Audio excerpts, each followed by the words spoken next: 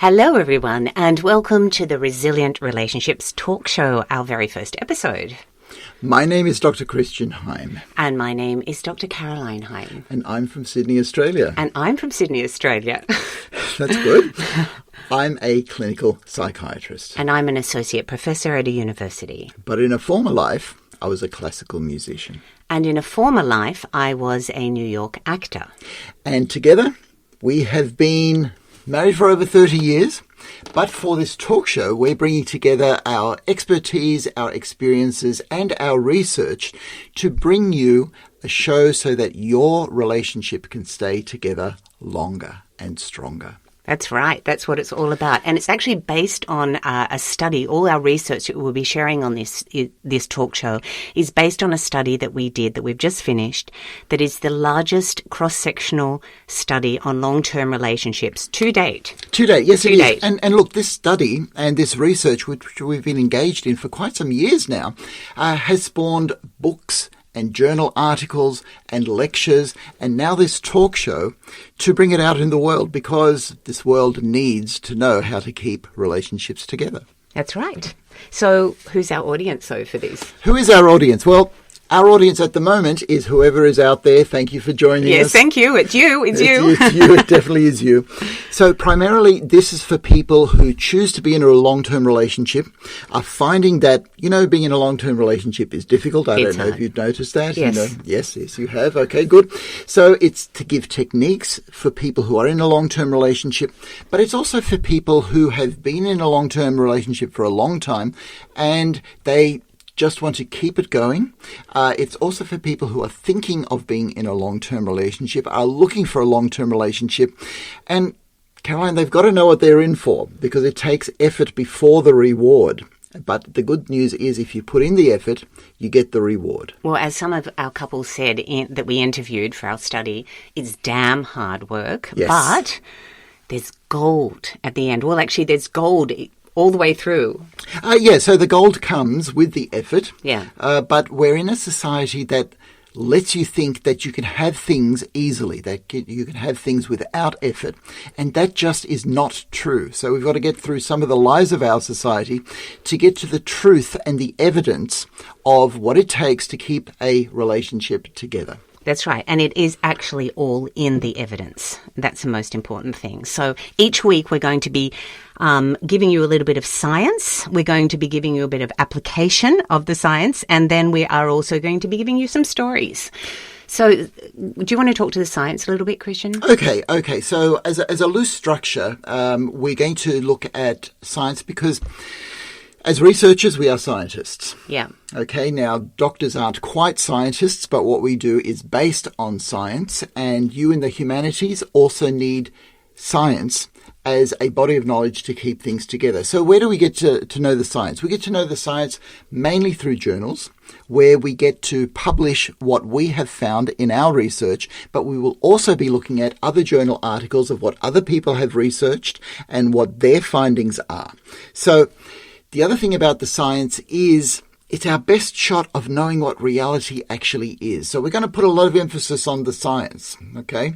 Because science is also something that everybody in the world can agree on. Whatever our beliefs are, whatever our diversity is, science says, no, this is the closest that we can get to objectivity. So another thing about the science is I like to take you inside the brain, because in the last 25 years in particular, we have found out a lot about how the brain works, and a lot of the brain is still a mystery, but there's a lot that we know, and it is just fascinating to see what happens when two people come into a relationship and live together day in, day out.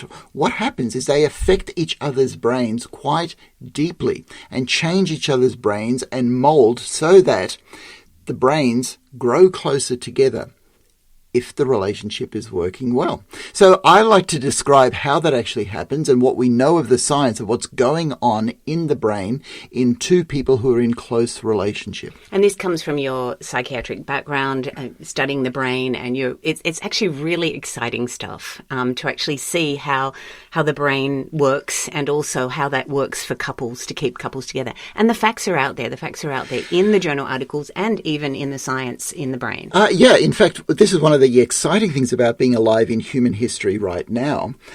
We have so much information, so much good information, that we do have answers out there. The thing is that perhaps we've got too much information and we've got to wade through what is good information and what is not so good information, which is why we've got this emphasis on science, because the information is the best that we can actually have. So that's the science. That's the science. Okay, then. That's great, but we do need to apply it because they're facts. Yes, it's very interesting and everything, but how do we apply it? That's why we've got the application section. So every week we'll be looking at applying the science, and you know, it's not easy. This is actually where we all fall down. This is what you need to do, but you sort of go, well, how is that going to show up in my life? Okay, so let's take something like commitment, which we know is scientifically is something that is needed for a good long-term relationship. How do I get that working in my life? Because we know that commitment is not just a one day when you said, I do, and that's enough. So what do I got to do? Have I got to wake up every morning and say that I'm committed? No. But we've got to look at how people actually show their commitment, to show their love to their partner. And this is the application, getting it actually working in your life. And this is where we've got to interpret the science and we've got to modify it so that it works for different people in different situations so that they can get this thing happening, which is making relationships longer and stronger. And that's what this talk show is all about. Yeah, and you talked about that word commitment. I did. Ouch. This is a big talking point, and we will be coming back to it a lot because, well, the media's got a lot to say about it. We've got a lot to say about it. Our results have a lot to say about it. We've got some great stories about commitment and what it means and what it can mean from you, and some really great techniques even on how to, apply some of the science to your life. Well, okay, so that's like the third part of what we'll be doing in these talk shows. We'll be looking at techniques and we'll be looking at stories. Because the brain actually works in stories, and I'm going back to the science here, but stories are becoming very important because stories unite us as human beings. They also separate us as individuals, and there's a big tension between what individuals want and their journeys and what the meta story, so in other words, the whole cultural story of our society is. And we have to be a part of that, because if we lose that, then we can actually lose civilization. So there's a tension between the individual and society, and it's united in stories, because in a very deep sense, a person's individual story reflects the whole story of humankind. So, wow. I'm sorry, you throw these things out there, and I'm just going to have to get you to explain that a little bit more. Okay, so in our society today, we talk a lot about diversity and the importance of the individual. And so we're emphasizing how different we are as people. But the question is, how different are we really? Because we all are born, we have to develop as children, then we have to contribute as adults, and we have to reproduce for the whole of the human race to keep going, and then we all die. And in that, there's a common story. There's a story that is common to us all. So although we'll be using individual stories, we'll also be looking at this common story that we all live, develop, reproduce, and die, and how that contributes to the whole, because we are all contributing to society. Yeah, okay. That's really interesting. So we'll be really interested in your stories and how you can apply this to your story, your relationship story, your life story. Talking about stories, I think, well, for this episode anyway, we're going to obviously give you some of the background of the research that of our big study and some of the great findings that we've got, just as a bit of a teaser and also a bit of an overview of our research. But we're going to start off with our stories. So Christian? Okay, yeah, so we're going to talk about our stories because who are we? Yeah, who are we? Who are we to put on this talk show? Yes, I've asked myself that question all my life. It's an important question to ask. It is, actually. It is. Maybe the problem comes when you get the answers, Yeah. Anyway. Or if you get stuck in those answers, if you don't keep searching, and that's more of an issue. Yeah. Anyway, your story, Christian. So I'll share a story that has to do with how I got involved in relationships and researching relationships. So, as I mentioned earlier, I'm a clinical psychiatrist, and to become a clinical psychiatrist, first you have to study as a medical student. You become a doctor. You work as a doctor for several years in a hospital before you then decide where you're going to specialize. And I specialized in psychiatry, and I love it because I get to hear the stories of so many people. I get to hear a lot of sad stories, and that does take its toll. Yeah. But I attended a lecture, almost 20 years ago now, that basically said, look, it's not enough to treat people with mental illness, because the way society is heading, we have to find ways of preventing mental illness in the first place so that people don't have all these problems like schizophrenia, bipolar disorder, anorexia, post-traumatic stress disorder, addictions, and more. So I started looking at what are the factors that will help people keep their mental health. So through all of this, one of the things that I discovered, one of the strongest things that help people keep their mental health is relationships in their life. So good relationships with parents, good relationships with family members, with friends, but the most important relationship is actually with your love partner, the person that you will be romantically involved in. And 99% of the human race go through attached to somebody in their life. 99%? Yeah, it's only... okay, so those studies come from how many people will go through life without being sexually attached to anybody. Oh, okay. And it's less than 1%. So in other words, it is part of our DNA, it is part of our human life experience that we attach closely and intimately to another person. So that doesn't mean that that's how many people get married, but that's how many people are attached in some way to another person. Okay, so it's rare to be unattached, except in today's society. So that brings out a whole other thing. Anyway, You're digressing. I'm digressing. That's for another talk show. Yeah. Okay, so I will do that some other time. But in that, I also found that in my clinical work, I was working a lot with people who had post-traumatic stress disorder, and they received that diagnosis after serving in a war. And these people, men predominantly, would have a lot of problems. There'd be a lot of things that we'd have to get on top of. Alcoholism, violence, nightmares, anxiety, fears, shaking, a startle response that is heightened. But one of their big problems was often that they would be in a relationship that was tenuous. It would be fragile. I'm about to lose my relationship.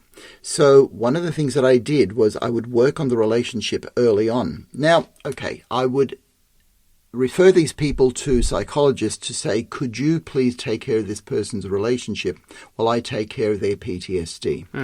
And the responses that I got back was, yes, I'd be glad to take care of this person's relationship, but please cure their PTSD first. And I knew their relationship would be over long before I could do that. So I would start working on it myself. Okay. So in other words, I did a lot of couples therapy as part of my work on PTSD. And I got interested in couples therapy. Through that, I became a specialist in couples therapy when mental illness was part of the clinical picture. And through that, I was able to hear a lot of relationship stories. I was able to work with a lot of couples. Sometimes I'd work individually. Sometimes I'd work with the couple. Whatever could be done to save the relationship, I actually did. Then I got some formal training in couples therapy, and I kept specializing in couples therapy when mental illness was part of the problem. And that, as you know, took us to the Resilient Relationship Project that we are a part of, that we undertook to see what it was about good relationships. What is it that people who have been in relationship over 40 years have, so that the people that I worked with knew what to aim for. So what we did in that study was to look at what works, and in my practice, I could then work with people so that they could aim for something good rather than avoid the bad in relationships. That's really good. So I don't think you're really clear enough about the association between preventative mental health and relationships. Can you just speak to that a little bit more? Okay, thanks for that, Caroline. Yeah. So we are going through a mental health crisis in our community at the moment, and there are too many people experiencing too many mental health problems. So the thing about it is, if we could find ways to stop people get mental illness in the first place, that would be better. So I undertook a research project into what are the factors that actually help prevent people getting mental illness. And this is actually really quite difficult because there are a few things in society. For example, social media is something that is actually causing or leading to mental health problems. Okay, it's a contributing factor, and so that's one thing that I work with in the work that I do.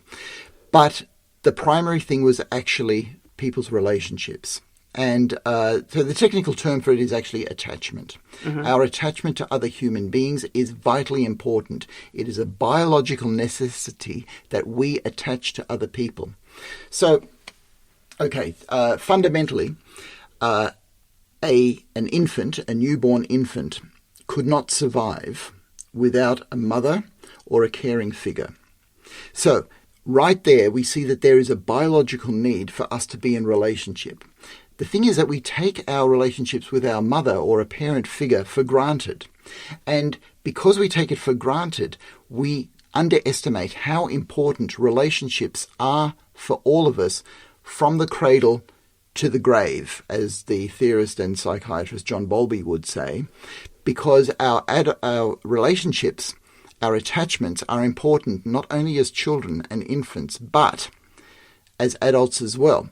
So the whole theory, which we'll go into in another talk show, is that our adult attachments are as important, although different, to our attachment to our mother. Yeah. Okay, so that's the basis of a lot of couples therapy at the moment, to use the theory of attachment to help prevent mental illness. Because here's the equation. If we are securely attached in our relationships, that makes us more resilient, which leads to less mental illness in the community. So that's how being in relationship and being well attached in a good relationship leads to less mental illness. Which is why I personally think if I spend more time researching in this area, that means that we can lead to a situation where less people end up with mental illness in the first place. And that's part of why we're doing this talk show, Caroline. That's right. And you've just explained how it ties to resilience and how being attached to someone, just like a mother and a child, strengthens the actual person. So individually through attachment, and therefore makes them resilient, gives them more strength to be able to cope with whatever life throws at them. But if they're having to cope alone, it's pretty tough. Yes, and we have a lot of studies which we will mention. So, and the famous one is that a divorced male is 6 times more likely to take his own life than a married male. Yeah. So that shows the protective nature of being in a good relationship. That's the whole thing too, the protectiveness of it. Yeah. The protectiveness of it. So it's preventative and protective. Yes, protective and preventative are almost synonymous in that context. Okay, so that says a lot about my story or something. But the big question is, how is it that a theatre academic is working in the area of relationships, Caroline? Yes, well, my story isn't quite as long as Christian's, because he's a psychiatrist and he was in this field a long time before I was. But we didn't share at the beginning that I actually am a theatre academic. So I have the theatre background. I did the acting. We said I was an associate professor, but I am an associate professor of theatre. So, how did I get in, that I teach acting, I teach theatre history, and I'm in the humanities. How did I get involved in relationships? Well, the real first insight I want to give you into that is that theatre is all about relationships. It is all about relationships, the drama of relationships in the plays and everything, but relationships between characters on stage, relationships in the theatre between actors and audience members. It's all about relationships. It tells the stories of our lives, and it gets the relationships from life and puts them on stage and says, oh, this is what's going on. So it really documents how relationships change and evolve over history. And, you know, when the divorce laws came in, there were plays about divorce. When women, you know, got the vote, there were plays about that. It's very, very much about the roles that we play in life and primarily about relationships. So that's just the starting point for why I'm involved in relationships. The second point is that I am an author and I do a lot of academic writing in my job, and I've written 2 books, and the books are primarily about the relationships in theatre. So I have written books about actors and audience members. I've had the opportunity to travel all over the world, and I've interviewed over 200 actors and audience members all over the world from many different countries. And during that time of writing these books, and I was writing about the psychology of relationships in those books, I developed a very innovative methodology for interviewing people. And I found that when I started researching in the area of couples and relationships, that I needed a good methodology that would work for the interviews that needed to be done there. And I could go to nobody better than you. So could you tell us about that methodology? What actually is about it that is good for couple relationships and finding information in that area? Well, what's really interesting about the methodology, it's very other driven. So it's couple driven. It's normally when, you know, someone interviews, there's always the expert that's interviewing and knows all about the field, and they add their expertise. But we actually, when I did this in my own research, I privileged the actors as the experts, the audience members as the experts, and wrote down what their experience was instead of adding my own or directing the questions so much. I let the actors and audiences members speak about their stories, if you like, and theatre is definitely about storytelling. So because I wanted to capture their stories, because that's where the gold is. And then when we applied that to couple research, because Christian came and asked me and said, can we do this study? Can you apply your methodology to the study we want to do and to couples? It became about the couples' stories, and I really privileging their voice as experts and journeying with them, and that's where again we got the gold from that kind of research. Yes, it was, because most of the work in this area, so I'm going back to the science, is based on what couples need to avoid so that they don't fall apart. Yeah, and there's a lot of research that says the bad things that contribute to divorce. Yeah. But what we wanted to do was look at the good things that contribute to long-term relationships. Yeah. And so to do that, I needed your methodology that would, as you say, privilege the couple voice. So in other words, make couples the expert to say, could you please tell us what actually leads to a good relationship? Yeah, that's right. So a lot of the research out there on long-term relationships looks at, this went wrong and this caused divorce, which is a pathogenic approach. But we wanted to do what's called a salutogenic approach, which is to look at what went right in relationships. How did they survive? They went through things too that helped, that could have caused a breakup. But we wanted to see how they got through it. Yes. Yeah. That's right. Okay, good. So that's how I got involved in all of that. Okay, and the other thing is that we saw together, because we are married after all. We are, is that we saw that we are now living in a society that is not supporting relationships. So true. To the point where people didn't know what it takes to have a long-term relationship. And we were actually concerned that people around us or people in our society that we saw had good relationships and had relationships that lasted 40, 50 years would not be with us for too long. That's right. Because generations die out. And if they die out, then the information about what makes a good relationship would die out with them. That's exactly right. They have so much wisdom and That's insight. right. And That's we right. saw it all around us. I mean, Yes. you probably have, grandparents or anything, and people that in your life that are older adults that speak into your life in some way. And there's so much wisdom in the couple area that we wanted to capture, and their stories too, Yes. to put into our research. Yes. Yeah. And They have the secrets. That's right. They have the secrets. And it's kind of something that we say often, that young people stare up at their grandparents to say, how did you stay together for 50 years when I'm struggling in my relationship after 50 days? And I even find that with my students, That's right. because they have to portray relationships on stage, since theatre's all about relationship. Yes. And they struggle with it because they're very much in an individual world, and it's all about them quite often. Well, it's not necessarily all about them. They're told by the media it's all about them. Yeah. But they need to learn how to be in relationship, and so my students have so many mental health issues, it's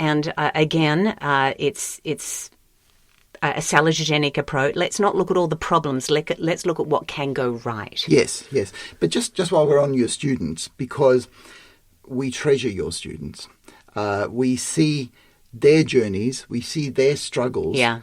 And what you share with me about your students keeps me in line with what young adults are struggling with in today's society. Yeah. And part of the approach was we asked young adults what they wanted to know about their relationships, and if they had the opportunity to ask a couple that had been together 40, 50 years, what would it be? And this is what gave us a lot of hope, that young adults actually want their relationships to last. So that's what our research is actually about. Yeah, so we're getting into the research now. We're I think starting we to are. talk about I think we the are. main We're starting to talk research. about that. Yes, we Yeah, are. so that was the starting point. We wanted to ask people, 290 young people actually, what was it? What do you want to ask people that are married 40 plus years? If you had one burning question, what would it be? And then we went and we asked 932 coupled individuals what their answer to those questions were. That was the whole premise of the study. Okay, so what we did in this study is create an intergenerational discourse. We had the opportunity to ask young couples, what do you want to know? Yeah. And we got their top 5 questions. Yes. But their overwhelming top question was, how do you do it? How do you keep it together? What's your secret? Can we keep a relationship together as long as you have? Yeah, what's your glue? What's your glue? Some of them even said, how is it even possible?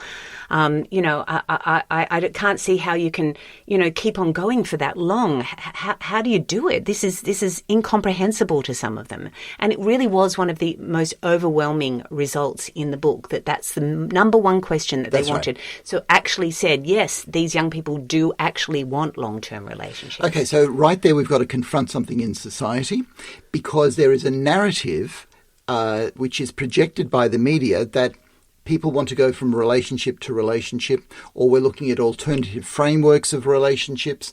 And there are alternative frameworks of relationships, but overwhelmingly people want to have one relationship.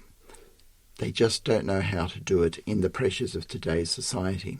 That's what our evidence shows. Yes. And so we put that question, as you said, to the couples, and the number one finding that we found was, look, you've got to be committed. It takes commitment. Yeah. So that was the number one. There was quite a few findings, but we had a top three okay. of findings for what the older couples told us. So the number one was commitment. Okay, so let's just go into something that Caroline picked up on right there. That I mentioned the top finding, but Caroline mentioned that we have a diversity. Okay, and that's actually quite important in itself, because what we have articulated, what was it, 17 findings? 17 findings. Which means that different things work for different people. And that's actually important in a society that we're in at the moment, because there is room for diversity. However, we also found that the top 3 findings accounted for more than a third of all people's ideas of what it takes to have a long-term relationship. The secrets, The yeah, secrets, that's yeah. right, yeah, Yeah. yeah. And I mean, we did have diversity. Yes, we did. We interviewed people from 52 different countries, Yes. all over the world. Yeah. So how many people? Over 1,400 altogether, including yeah. the young people. Yep. Yeah, so 932, 932. coupled individuals, Yep. either in interviews. So there was 180 coupled individuals in interviews, so 90 couples I interviewed. Yes. And then we surveyed, it was 932, I believe, That's right. altogether. Yeah.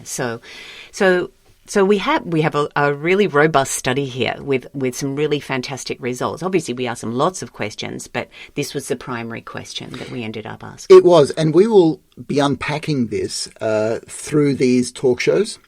But the top three findings were commitment, altruism, and shared values. Yeah. And in our book, Resilient Relationships, we talk about the theory of how those three things fundamentally affect our attachment to our adult love partner.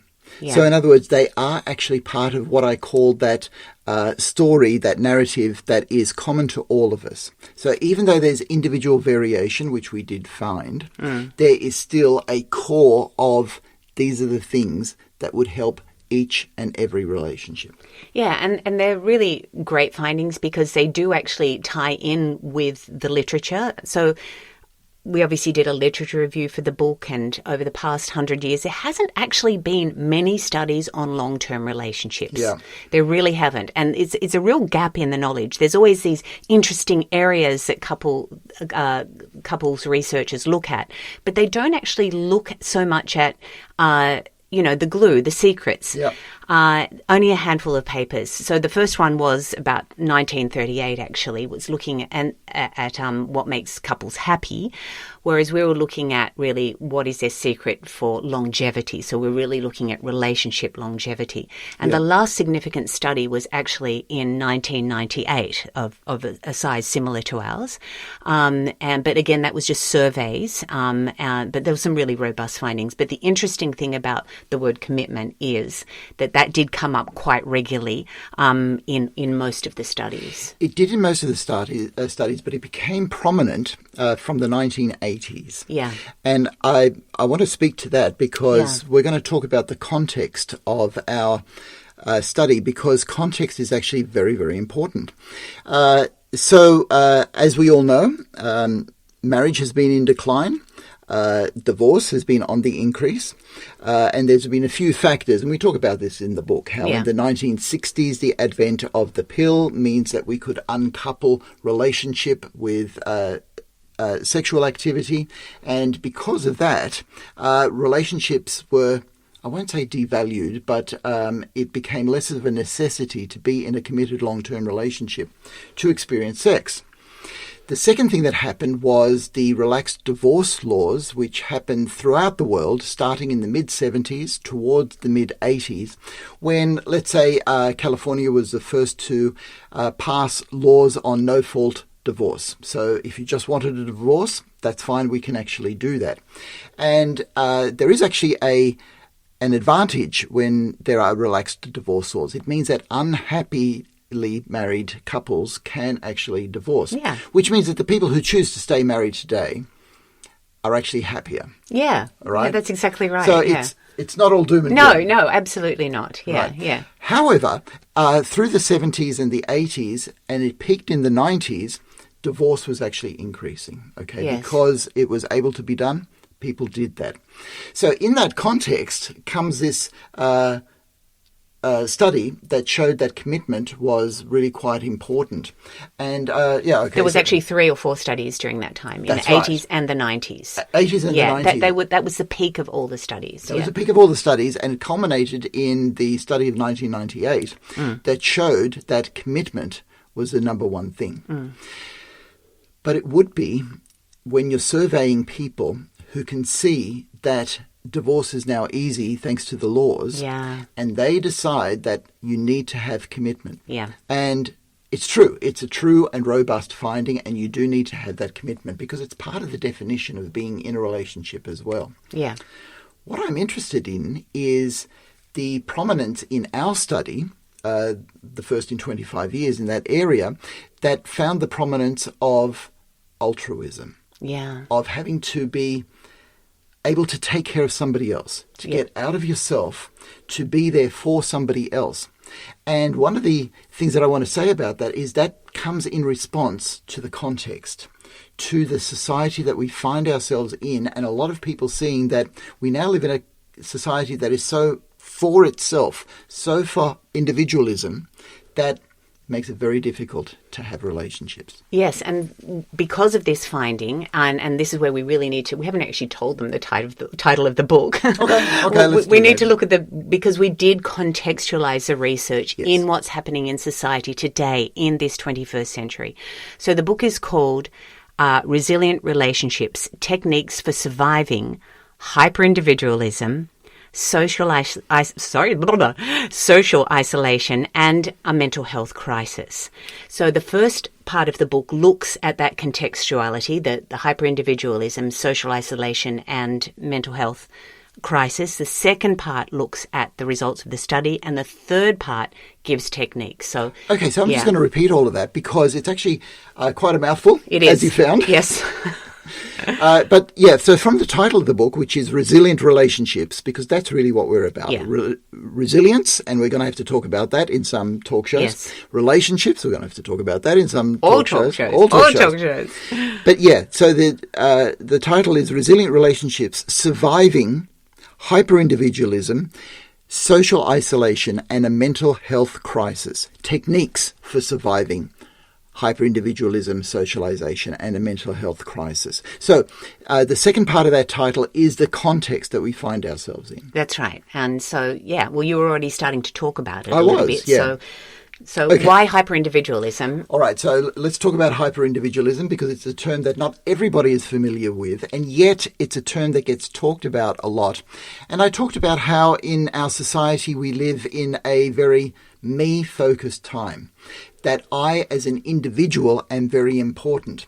Now, individualism, especially in the United States, has been growing for a couple of centuries now. So that means rather than being a culture that concentrates on the collective human experience, the point of the individual in that collective experience becomes more and more important. And so we see this in, let's say, movies. Okay, part of our culture is the movies, and we find a hero, somebody who is making it and succeeding on their own as an individual. So even all the big movies like the Marvel movies. Yeah. Armageddon, the Lord of the Rings trilogy, you see a couple of individuals that shine through.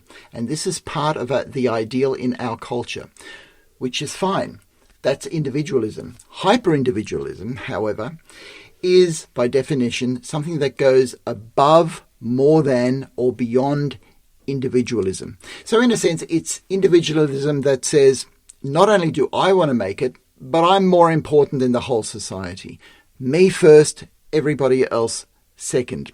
So one definition of hyperindividualism includes the idea of living your life as a conscious and judged, self-made life project.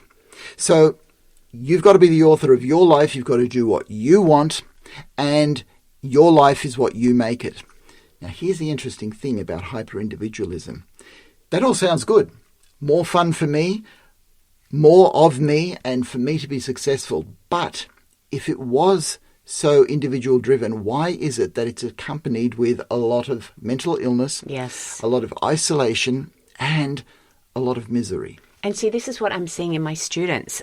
I get things called disability reports. So these are reports that I get when students are going through different issues, physical issues, and that compromises perhaps their work in their assessments, and I have to, take that into consideration and even with their grade. But what I've seen in the last 5 years is an escalation in disability reports on mental health issues, particularly anxiety, depression, and all sorts of different things. But I've seen such an escalation in it, and I've seen students leave the classroom because they're too anxious to work. There's been episodes in even in lectures and in the workshops that I do. And it's part of what they're going through. They're really, really struggling. Obviously we talk about the mental health issues related with that. I talk about that with Christian at home, and he obviously helps me with some guidance there with that. Because I'm actually having to carry that as well as my teaching, because they're going through so much. And my heart just goes out to them. They're just struggling so hard, some of them, just to survive in this very strongly me-centric society. Okay, so let me bring some science into the experience of your students. Great. Because they're in a hyper-individual society. They're in a society where they have had less attachment to family than anyone throughout history, and they're feeling bad in themselves. And in a hyper-individual society that basically says your happiness is above anything else, a lot of people go for pleasure rather than happiness, because there's a difference between long-term contentment and pleasure. And so when people hear the word happiness and they're feeling bad inside, what happens is they tend to go for short-term pleasures. So what I'm doing is I'm going to addictions to show how that is a manifestation of hyper-individualism. Okay. Because what addictions do is they give you a lot of pleasure in a short period of time right now. So addictions stop you feeling bad now. Now, people who get addicted are not people who have character weaknesses, but, as the science is showing, they are people who have bad feelings due to bad attachment experiences, and addictions become one solution to a very complex problem.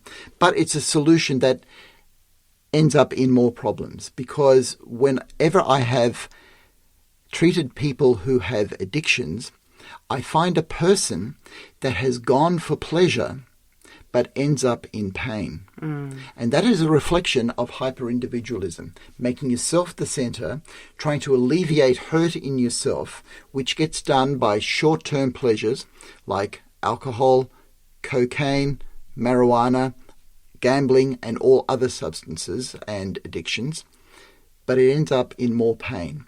And that's one of the mechanisms that scientifically we know happens in today's society. So the question is not how do we get people off addictions? The question is how do we fulfill their attachment needs so that people feel better about themselves? And that actually brings us up to the second part of the book, which is social isolation, because that's another thing that's there, and mental health issues that are tied in with that. Yeah, it does. Okay, so social isolation. We live in a world where we are becoming increasingly isolated from each other. And just as a few examples, I suppose a famous example is the COVID crisis that we've been through, where we were actually told to isolate from each other, and we needed to physically distance from each other. In fact, we even used the word social distancing, which was a pity, because you never want to socially distance from anybody. Okay, no. But there are other things. Households, where it used to be that you would have 4 or 5 people living in a household about 100 years ago. Now, let's say in Tokyo, 50% of households have one person living in it. Yeah, that's amazing. Which means that we're becoming isolated. We are. And that is technically called atomization.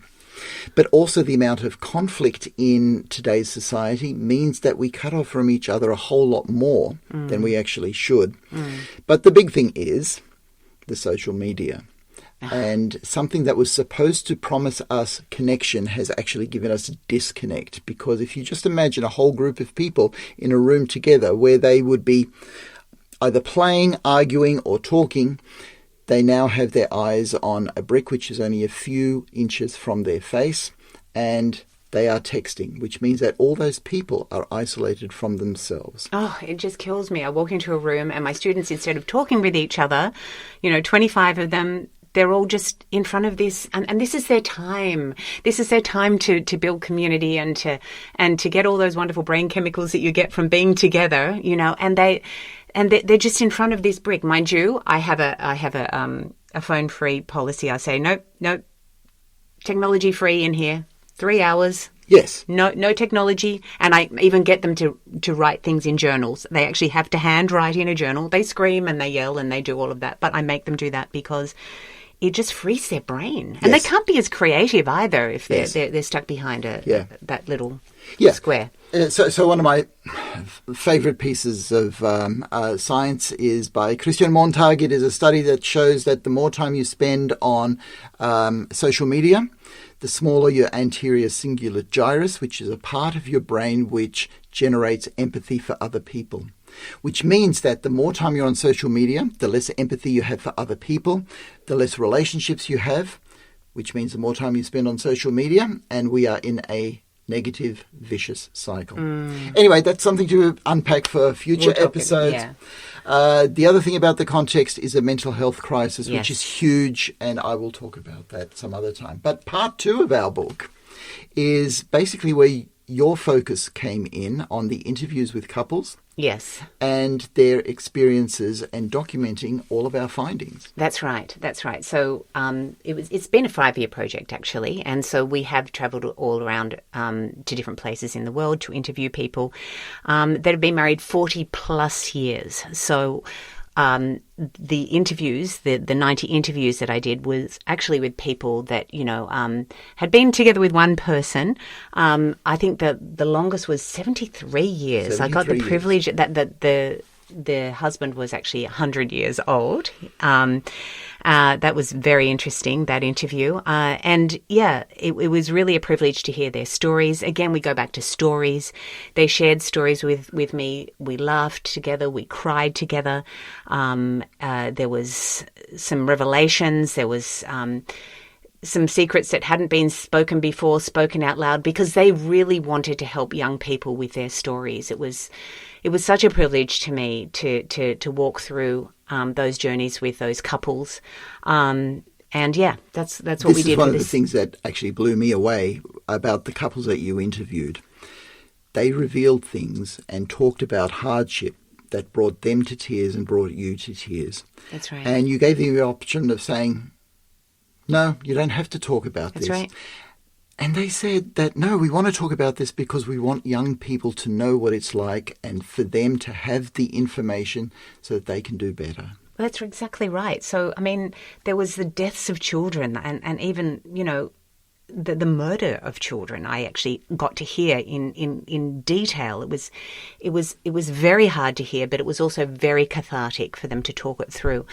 And there were affairs, there were all sorts of things. I gave all of the couples the opportunity of using a pseudonym, so they didn't have to use their own name, particularly those that had had affairs. And all of the couples except for 3 chose just to use their actual names. They said, no, we need to share this. We need to know that you can survive. We need young people to know you can survive affairs. You can survive, the deaths of close family members. You can survive this. You can survive in-laws that are interfering. You can survive these things. Yes. And we want to show you how. Yeah, so I'm just going to use that particular point to emphasize the difference of pathogenic studies and salutogenic studies, which is something that you brought up earlier. Yeah. We know, for example, that having an affair is the biggest risk factor for divorce. But these couples, some of them also had affairs. But the interesting thing is they survived it. And so we wanted to document what they did to survive affairs. And we were surprised how many affairs there were, because we know that at least 50% of couples who have affairs end up in divorce courts. Yes. But these were the couples that survived. And that's the salutogenic approach. It is seeing what goes right. And through that, we get to part 3, which gives a whole lot of techniques in the book so that you can actually apply the science to your relationship so that your relationship can be resilient. That's right. That's the last part of the book, yeah. And obviously the book is for people that are struggling in their relationship, people that want to go deeper in their relationship, and also for couples therapists. And that's some of the techniques that come in there too. Yeah, so it was primarily for couple therapists, because couple therapists, wonderful people, thank you all the couple therapists out there. Amazing work. Dedicated to helping us have better relationships. But The emphasis of the evidence for couples therapists are on what goes wrong in a relationship, and the frameworks are all based on certain theories. Whereas here what we do is we put together more than 75 techniques so that couples therapists can use these techniques based on what goes right on a relationship. And I know that some of you relationship people out there know what goes right in a relationship. But we want that information to trickle down to people who are just starting their relationship journey or are looking to go into a relationship so that they can move forward in this very bewildering yet wonderful society to say, we can do it as well. Yeah, that's right. Yeah. So we actually, what's really interesting about the techniques too is some of them are from the couples themselves. They said what worked for them. And also the techniques are drawn from Christians, 20 years of psychiatry practice experience, working with couples that have mental illness issues in there. Yeah, that's right. And also from the research in the book. So the book actually cites over 900 studies to back everything up that we've been talking about, obviously about hyperindividualism, socialization, plenty of information on the mental health crisis and stuff too. Okay. So I'm going to go into a bit of a summary as to what we said today and what you can take away from this particular talk show, but also what you can expect in other talk shows. So what we've done, in a fun way, I hope, is introduce ourselves. Caroline as a theatre academic who has used her methodology to study what goes right in couples' relationships. And me as a clinical psychiatrist who has used my theory and clinical background to see what goes wrong in relationships, to bring those together to do this study because we saw that good relationships are fast becoming a thing of the past, but we want it to be a thing of the future. So to do that, we needed to document what went right in relationships. And we actually even had one of the young people saying, look, there's so many forces in society that I don't know where to go with this. They're putting pressure on my relationship to be one way or for me to break up. But how do I protect my relationship? How do I keep it safe from all of these external forces? And she actually used those words, putting too much pressure on the relationship. Yeah, that's exactly right. There's a lot of pressures on a relationship. And I think that's the difference between people who had their relationship, let's say, started 50 years ago, or people whose relationship is starting now. 50 years ago, it was, why not have a relationship? Why aren't you getting married? Why aren't you getting into a long-term relationship? Whereas today, the question is, why do you want to get married? Why go into a long-term relationship? Take care of yourself. Yeah. So we will be presenting the science on that, which informed our book and all the other journals, and we'll be talking about other people's findings in that. Most importantly, we'll be talking about how to apply that science to your life. That's actually what the difficulty is. Yes. I kind of know the right thing to do. Just how do I get it going? Yeah. And look, we're in a relationship. We understand how difficult it is as well. Yes. Okay. And the stories.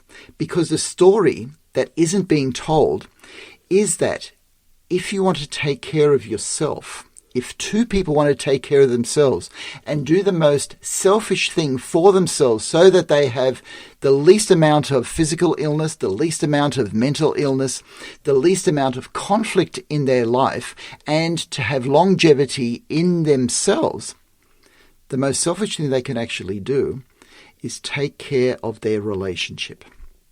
So in other words, to have a good individual life, you need to be in a good individual relationship with another individual. It seems like such a contradiction. It does. The hyper-individual way, the selfish way to go is actually to choose a long-term relationship, and you'll actually be most satisfied in yourself as well as obviously with your partner. That's exactly right. And this is also based on the finding in our study that altruism is very important. Exactly. That you need to be able to be a person that can give to somebody else, not just to yourself. And what's really exciting about what we're going to be sharing in these talk shows is that Christian, of course, knows so much about the brain, and he will be able to talk to you about what's happening in the brain in couples, and how even altruism works, and how that selfishness can can turn into togetherness. Okay.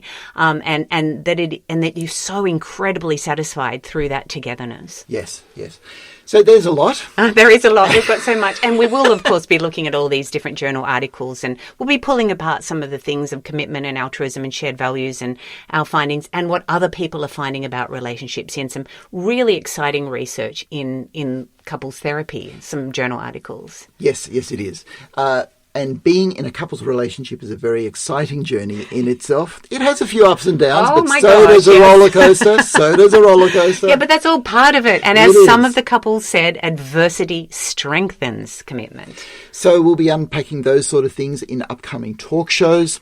And thank you for listening. And we are here, and we want to share this information because our society needs it, particularly the younger people. It certainly does. So do join us in 2 weeks' time for another talk show where we will be unpacking more science, more application, more stories to help your relationship wherever it's at, whether it's just starting out, whether you're struggling, whether you're 50 years in and you just want to go deeper into your relationship and enhance it and learn to communicate better and just have that oneness that you're really craving. So when is it, Caroline? Is it Friday nights? It is. It will be Friday nights, always Friday nights on the wonderful iHealth Radio channel, EMBC network.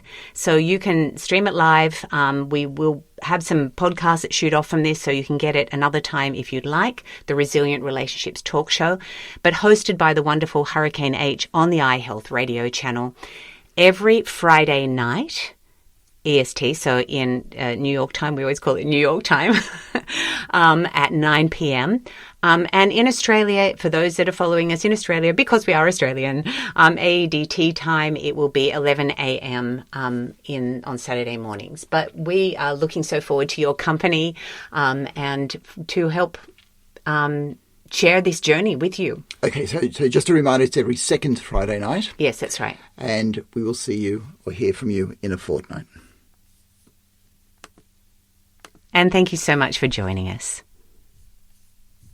We'll see you next time. Bye for now. Bye-bye.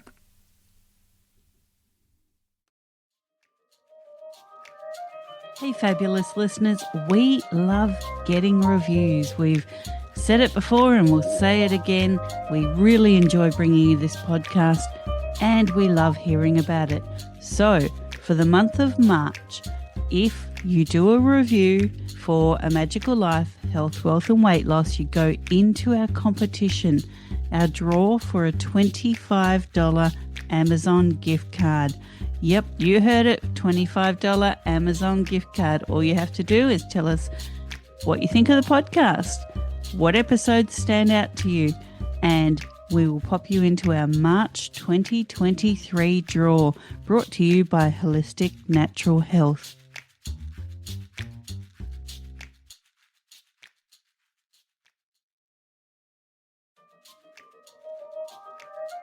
Welcome to A Magical Life, Health, Wealth and Weight Loss. I'm your host, Magic Barclay, lead practitioner at Holistic Natural Health Australia and #1 best-selling author. In this podcast, I aim to give you practical tips on how to accelerate and sustain your health, increase your financial, spiritual and emotional wealth, and to look at something that haunts many of us needlessly, weight loss. In some episodes, I'll have guests available to give you even more tips, but in others, the floor is yours. Drop us a line at A Magical Life Podcast on Facebook and let me know what you would like to know more about. Now, sit back and enjoy, because it is time for you to create and truly discover a magical life. Welcome back to A Magical Life. I'm your host, Magic Barclay, and today I'm joined by Kimberly Record. Kimberly is a self-sabotage expert, and we're going to learn more about her as this episode continues. Kim is the author of the women's self-help book, Finding Your Forever Body, which is a 10-step guide to breaking the diet cycle for good. She's the founder of the Self-Care Success Formula, which helps ambitious, purpose-driven women break self-sabotaging habits so they can regain their energy and confidence and create more joy and fulfillment in their lives by their own standards. Combining her background in holistic nutrition and high performance coaching, she empowers her clients to develop and stick to habits that support their health, vibrancy, and happiness without relying on their willpower. Welcome, Kim. Thank you. Now, tell us about finding your forever body. It was a book that came from a passion. I had been doing nutrition consulting for about 6 years. And in that time,